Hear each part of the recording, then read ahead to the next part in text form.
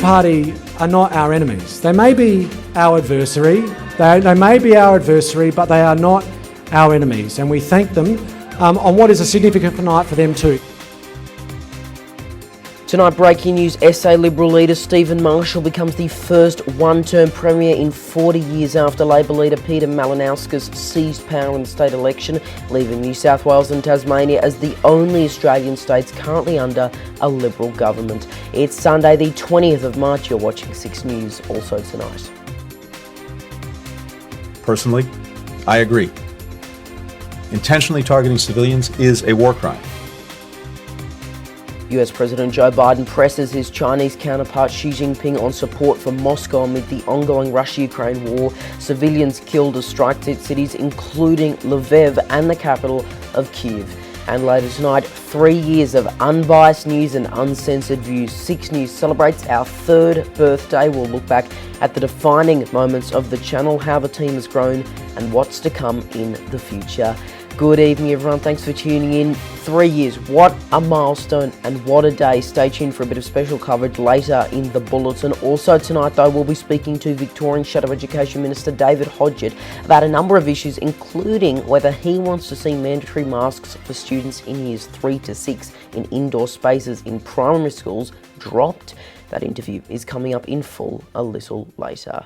But first tonight, South Australian Liberal leader Stephen Marshall has become the first one-term Premier in 40 years after Labor leader Peter Malinauskas seized power in yesterday's state election. In an outcome that was predicted by the polls, the party is set to form government after 4 years on the opposition benches.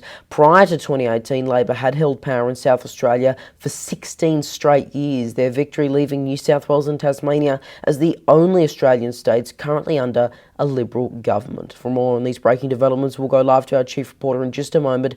But first, some context and a look at how the campaign unfolded. In the running to lead South Australia, all right, let's go. And pulling out all the stops, shirtless photo ops, promises. I'm making the promises I know I can deliver. After costly promises. Writing out novelty checks everywhere he goes. Peter Malinauskas from the right faction of the Labor Party poised to become South Australia's next Premier.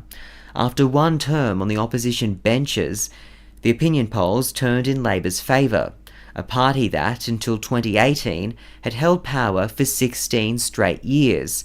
For the past 4, Premier Stephen Marshall has led the Liberal government, the pandemic falling during his tenure. If WA and Queensland are anything to go by, the people will gift pandemic premiers re-election. But now, with restrictions low and cases high, does that truism still hold? South Australia is our first test case, and the nation is watching with self-interest ahead of the federal election in May and looming elections in Victoria and New South Wales. Hoping to ride the wave of pandemic popularity, Premier Stephen Marshall has, on several occasions, rolled out the line. I think we've done well. We've certainly had the fewest days in lockdown and we've had the fastest growing economy. Extolling what he calls the state's balanced response to COVID and campaigning heavily on the economy. South Australia has the highest unemployment rate in the country, but the nation's fastest growing economy.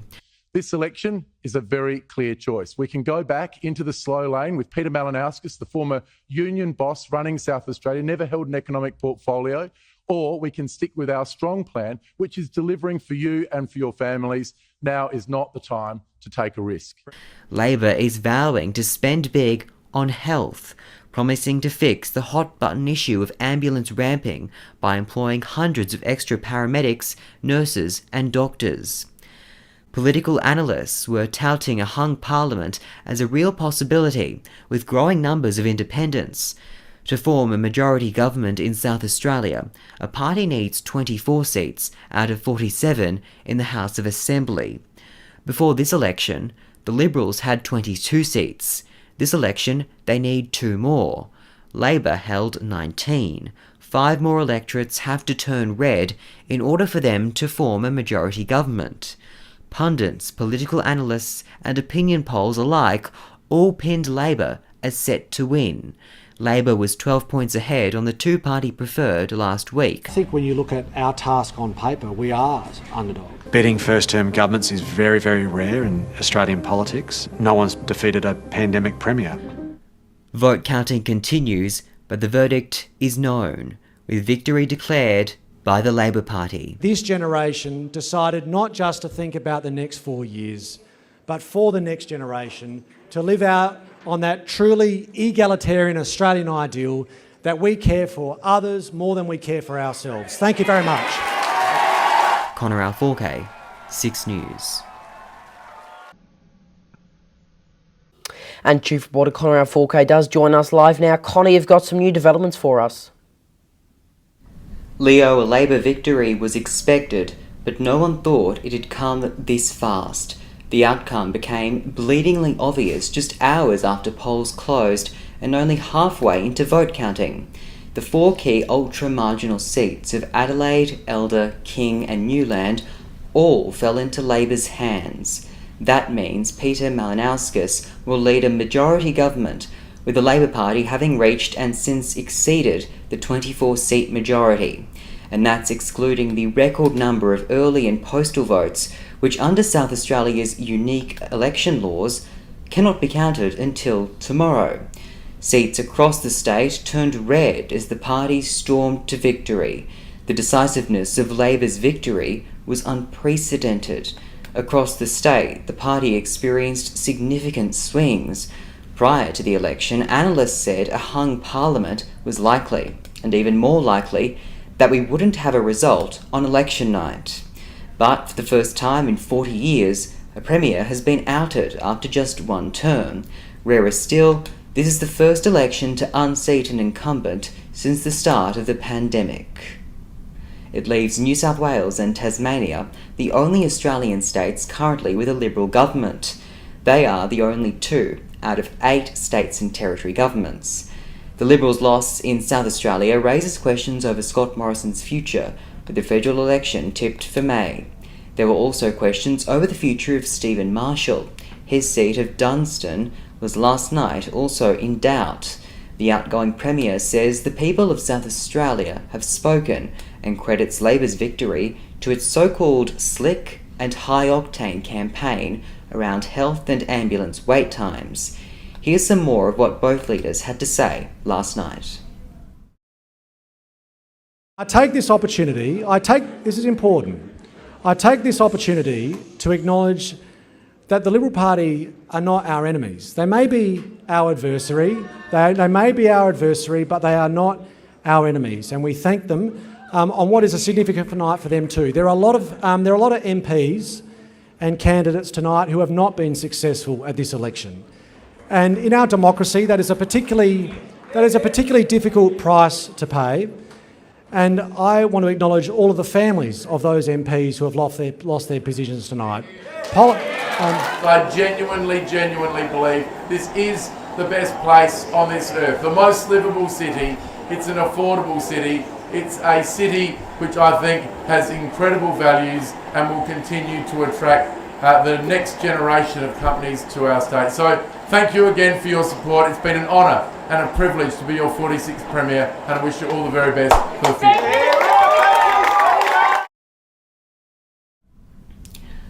Leo, this time at least, the opinion polls got it right. Right, Chief Reporter Connor Alforque live for us tonight. Thank you. To other news tonight, and US President Joe Biden has reportedly pressed his Chinese counterpart Xi Jinping via phone on support for Moscow amid the ongoing Russia-Ukraine war. More civilians have been killed as strikes hit cities including Lviv and the capital of Kiev. US correspondent Jackson Gosnell has the latest developments. Leo, the United States continues to respond by condemning Russia's actions over in Ukraine. Now, President Biden recently sat down with President Xi of China in a high-stakes call that lasted quite a while, where President Biden warned the Chinese president that there should be no help given to Russia. He basically said that they would be met with real consequences and that China should not support Russia in any way. However, at the end of the call, I'm told there was no real confidence that they would not help Russia.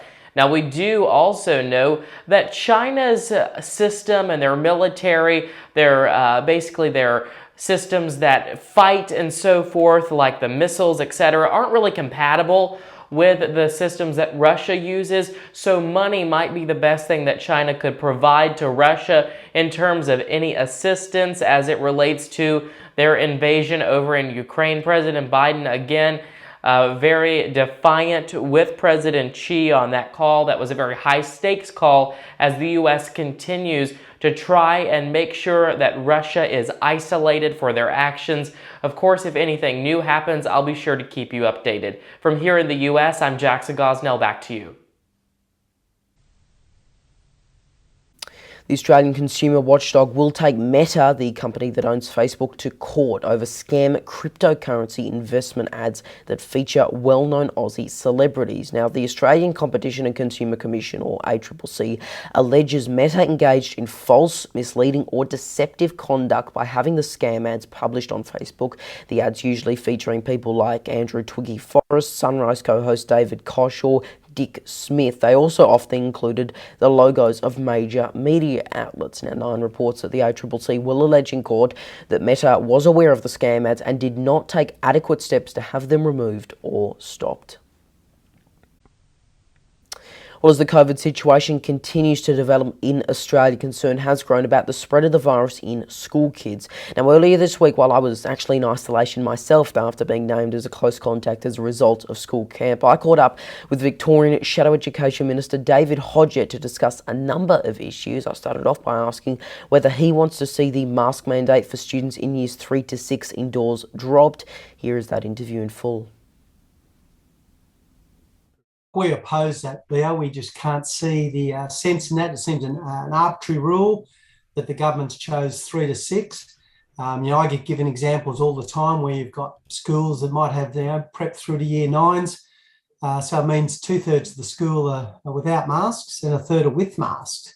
It just doesn't make sense. And I have a number of other concerns around auditory processing, hearing, all those sorts of things that parents, teachers, experts talk about all the time. I just don't see the need for masks in school, particularly on that cohort when the rest of students and at school are not wearing them or not required to wear them.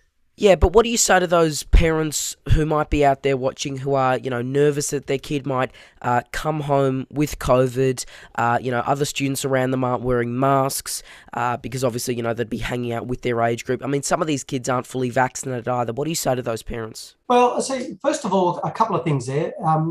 I think masks should be optional. If you want to wear a mask, that's okay. That should be your choice. To those parents, I'd say that the vast majority of students at school don't have to wear masks, aren't wearing masks.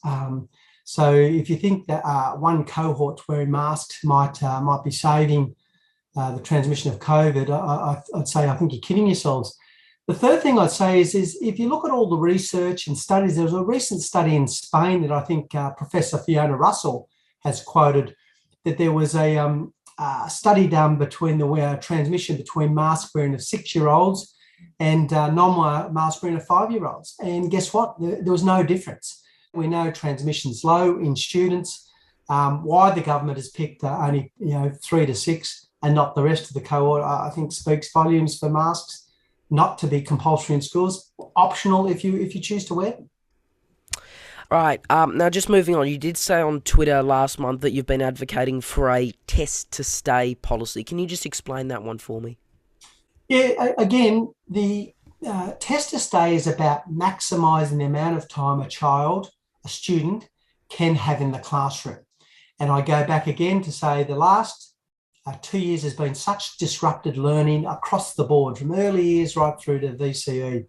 So we're saying that the government should adopt our test to stay policy, in that if you're a close contact and you test negative or haven't got symptoms, you should be allowed to go to school. Yeah, sure, if you're positive, stay home. Sure, if you've got symptoms, go and get tested. But the vast majority of people that are close contacts that test negative for multiple days, and Leo, we were just talking about your own personal circumstances before. I see on Twitter where you're at a cabin with someone that tested positive. I think you mentioned before, if you don't mind me saying, you've tested negative 4 days in a row. Under this policy, you'd be allowed go to school. So we think that's a sensible way forward. It's a sensible approach. If you look at any illness, flus, colds, coughs, measles, mumps, whatever, COVID even, if you're feeling fine and test negative, you should be able to go to the classroom and have the opportunity to learn. If you've got symptoms, get tested, of course. We don't want people getting sick. Or if you're positive, stay home for that period of 7 days or until you're well again, post 7 days. We think it's a sensible idea, and it will maximise the amount of time that people can get into the classroom, given what they've had to cop for the last 2 years. Yeah, so just to confirm, because as you touched on there, I am coming from a perspective where I am currently off school, with a bad cold. I have tested negative via, multiple rats and even a PCR. I am also in isolation for other things because of, household contacts at a school camp. Can I just confirm you think if I, didn't have symptoms, cold or COVID, I should be sent back? Because we are getting, specialised tasks from our teachers. We are still getting the chance to learn from home. But can I just confirm that? Yeah, you should. It's our firm belief, after the past 2 years of disrupted learning, disrupted schooling, we need to be able to maximise the amount of time students have the opportunity to be in the classroom. A test to stay policy, whereas if you're negative or don't have symptoms, or you continually test negative on a daily basis with rats or a PCR, as you say, you should have the choice of being able to go to school and learn in a face-to-face environment. We think it's a sensible policy. Far too many people, I'm hearing all the time examples such as yourself, where families of close contacts, they're testing negative on a daily basis, but it's costing them all time off work, time off school, when there's really no reason why, if they're negative, they shouldn't be allowed to go about their business. Yeah, and I should point out that my family, since I've tested negative and they were not a household contact of this cabin mate, they have been allowed to continue, which is good for them. But still stuck at home. Incidentally, I noticed in I think it was Sunday's paper, the Herald Sun had an article which was talking about the end to this. So maybe the government is starting to think about this and see sense about a policy. A test to stay would allow people to go to school, would allow people to go to work, would be a lot less disruptive to the school and indeed to society in general. So I think they're starting to think along those lines. And I did notice that piece in Sunday's paper suggesting we might not be too far away from that. So it'd be great if the government adopted our policy of test to stay. And I obviously will point out that this is, a pre-recorded interview a few days before airtime, so, we don't know right now if they will adapt that, but, for those at home, it is Tuesday as we speak right now. They have not adopted that policy. Look, just finally, moving away from COVID, I've got to ask, are there any other big issues you believe Victorians care about heading into this election? Because COVID has obviously, arguably affected, Victoria the most, so many days in lockdown, so many lockdowns.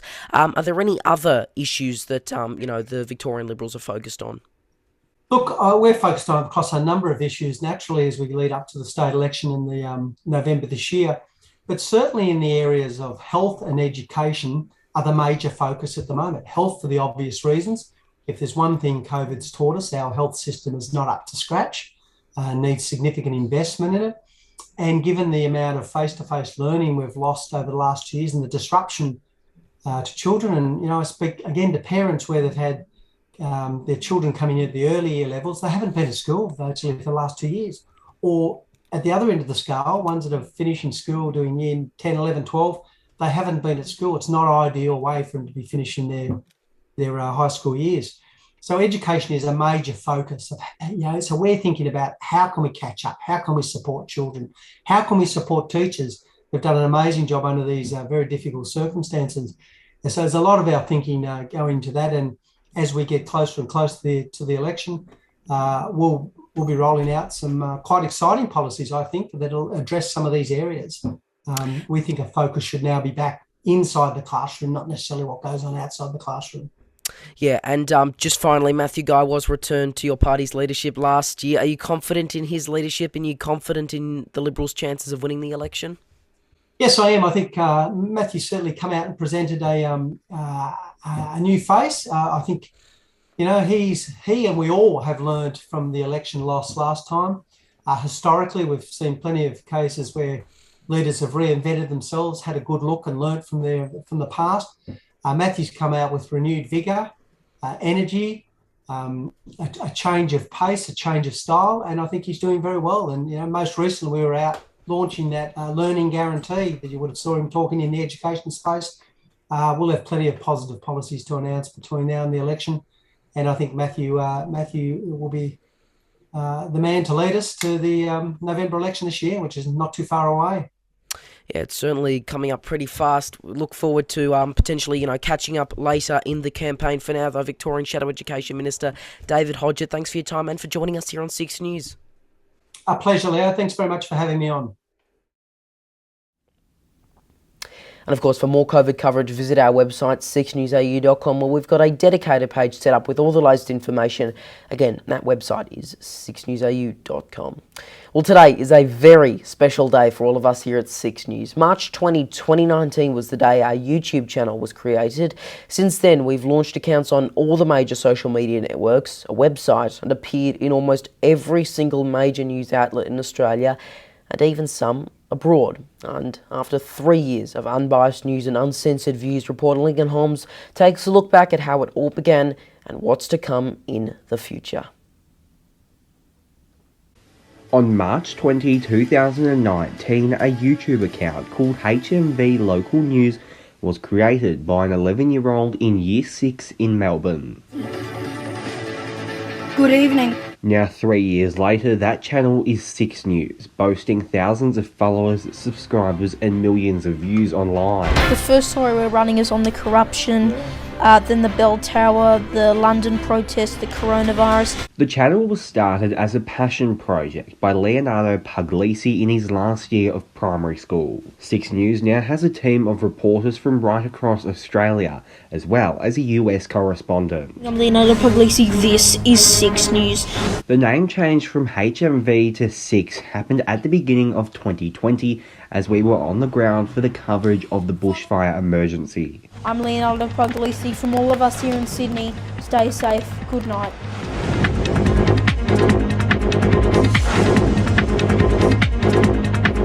Only weeks later, we were reporting on a new virus being reported in China. It wasn't long before 6 News started popping up in other media outlets as we broke multiple important stories and covered the ongoing COVID-19 pandemic. This year will only continue to grow with live coverage of the upcoming federal election that will rival the major networks, as well as more interviews and stories you won't see anywhere else. Lincoln Holmes, 6 News. And I'll have a bit to say, or rather a lot more to say about this incredible anniversary in a few minutes. But now here's Ivan Amelli with a look at what's coming up later tonight on WAMN News. Thanks, Leo. Tonight on WAMN News, the pressure is on for Mark McGowan to reduce household fees as the public makes their voice heard in an exclusive news poll. The Prime Minister's trip to the Wild West. Scott Morrison looked cosy with Premier Mark McGowan during a recent announcement concerning investment in WA industries. Other Labor members, however, slammed ScoMo's trip as an apology tour. Federal Attorney General Michaelia Cash on youth unemployment and job creation, plus Dr. Andrew Miller's comment.